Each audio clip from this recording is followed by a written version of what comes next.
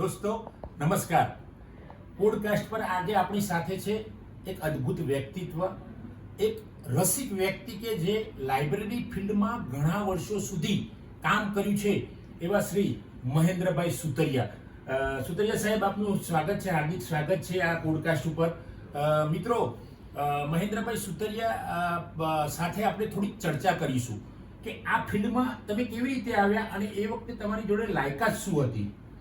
એ વખતે હું સર્ટિફિકેટ 6 મહિનાનો પાસ કર્યો. હા હા, અને હું લાઇબ્રેરીમાં પોતાના પુસ્તકો વાંચવા જતો હતો કોલેજ. બિલકુલ બિલકુલ. એ વખતે ત્યાંના જે પ્યુન છે એ બધા મને કે લાઇબ્રેરી તમારા લાયક જોબ છે એમ કે. એટલે પછી મેં એ કોર્સ કર્યો અને એમાંથી મને સર્ટિફિકેટ કોર્સ પાસ કર્યો તો મને સર્વિસ મળી ગઈ. બિલકુલ, વેરી ગુડ. સર્ટિફિકેટ મિત્રો કોર્સ કરીને મહેન્દ્રભાઈ સુતરિયા તાલુકા લાઇબ્રેરિયન એટલે કે આસિસ્ટન્ટ લાઇબ્રેરિયન સુધી પહોંચ્યા અને વર્ષો સુધી મધ્યસ્થ ગ્રંથાલય ગાંધીનગરની અંદર એમને લાઇબ્રેરીની અંદર જુદા જુદા ડિપાર્ટમેન્ટમાં સરસ કામ કર્યું છે. વિશેષ કામ એમનું એ છે કે જે લાઇબ્રેરીનું બોર્ડ હોય કે જ્યાં એન્ટ્રી હોય ત્યાં આગળ રોજ સુવાક્યો લખવાના હોય તો મહેન્દ્રભાઈ સુતરિયા એના માટે ખૂબ ફેમસ હતા. તો મહેન્દ્રભાઈ સુતરિયા, આજની પેઢીને તમે શું કહેવા માંગો છો કે આ ફિલ્ડમાં આવવું જોઈએ કે નહીં? પુસ્તકાલય એ તો એક મંદિર છે અને જે ગ્રંથપાલ છે એ પૂજારી છે. બિલકુલ. એટલે આ ફિલ્ડમાં તો અત્યારે એટલો બધા ચાન્સ છે, કારણ કે દરેક તાલુકામાં એક ગ્રંથાલય ખોલવાની સરકારની યોજના છે. બિલકુલ. એટલે ભવિષ્યમાં પણ ગ્રંથાલયના કોર્સ પછી સ્કૂલોમાં પણ હવે તો ભરતી થવાની શક્યતા છે. બિલકુલ બિલકુલ બિલકુલ. પછી કોલેજ લાઇબ્રેરીને ભાઈ 80 જેવી જગ્યાઓ ખાલી છે. તો આ ફિલ્ડમાં યુવાનોએ ખરેખર આવવું જોઈએ. મિત્રો, જો મહેન્દ્રભાઈ સુતરિયાનો આટલા વર્ષોનો 35 વર્ષ જેટલો લાઇબ્રેરી ફિલ્ડમાં જોબનો અનુભવ છે, એમને એવું કહેવું છે કે આ ફિલ્ડમાં હજુ જગ્યાઓ પડશે.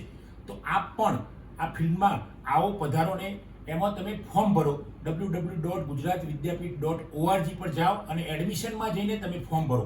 બીજું, સુતરિયા સાહેબ, આપને એક પ્રશ્ન મારે એ કરવો છે કે આ ફિલ્ડમાં આવ્યા પછી એ જે વિદ્યાર્થી છે એનો વિકાસ કેવો થાય છે? એમ તમારા જે અનુભવ મુજબ વિકાસ તો એમાં વિદ્યાર્થીઓ પોતે અભ્યાસ પણ કરી શકે છે. પછી પુસ્તકો નવું જ્ઞાન મળે. પછી તમે લોકલ જે પબ્લિક છે એની સાથે કોન્ટેક્ટ કરી શકો છો. હું લાઇબ્રેરીમાં તો ત્યારે ઘણીવાર મોદી સાહેબ ને એની ટેવ હતી કે એ પુસ્તકો વાંચ્યા વગર સૂતા નહોતા. બરાબર.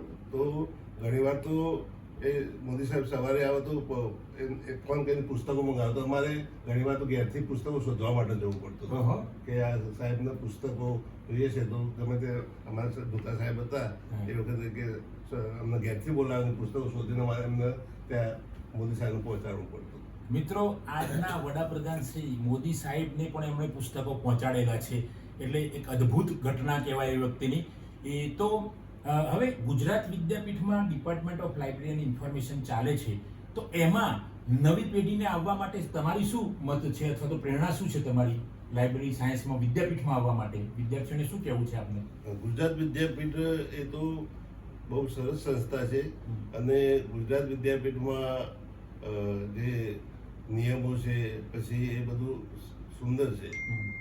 અને ખરેખર લાઇબ્રેરી સાયન્સના વિદ્યાર્થી મારા સુપુત્ર પણ મેં એને એન્જિનિયરિંગ કર્યું છતાં પણ મેં એને લાઇબ્રેરી સાયન્સનો કોર્સ કરાવી અને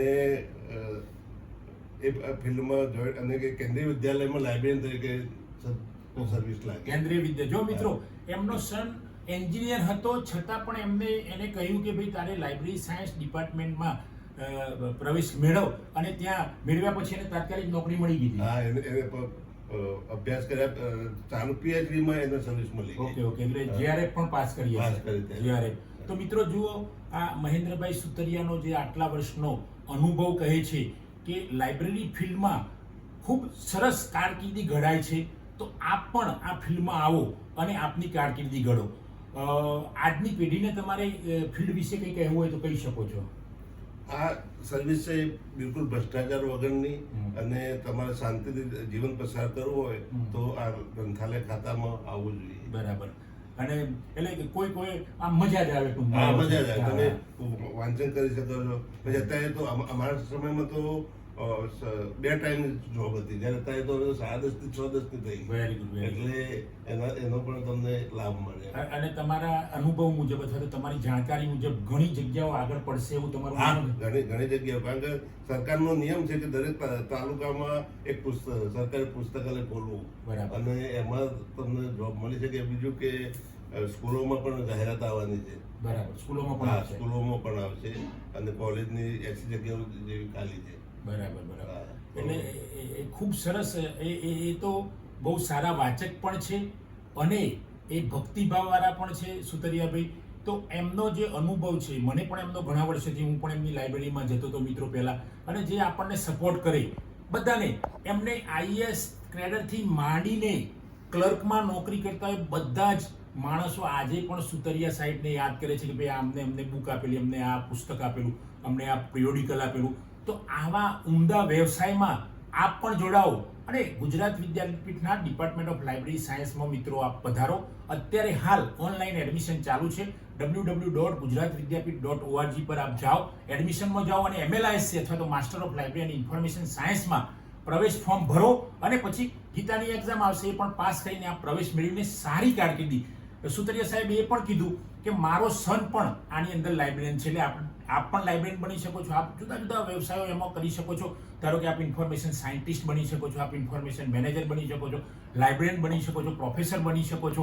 કોઈ કંપનીમાં જોબ મળે છે તમને, હાઈકોર્ટ, સુપ્રીમ કોર્ટ, બધી જ કોર્ટમાં, NGOsમાં જોબ મળે છે, શાળા, કોલેજ, યુનિવર્સિટી.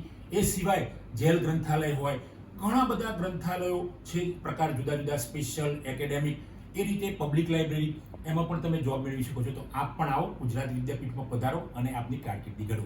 જય હિન્દ, જય ભારત.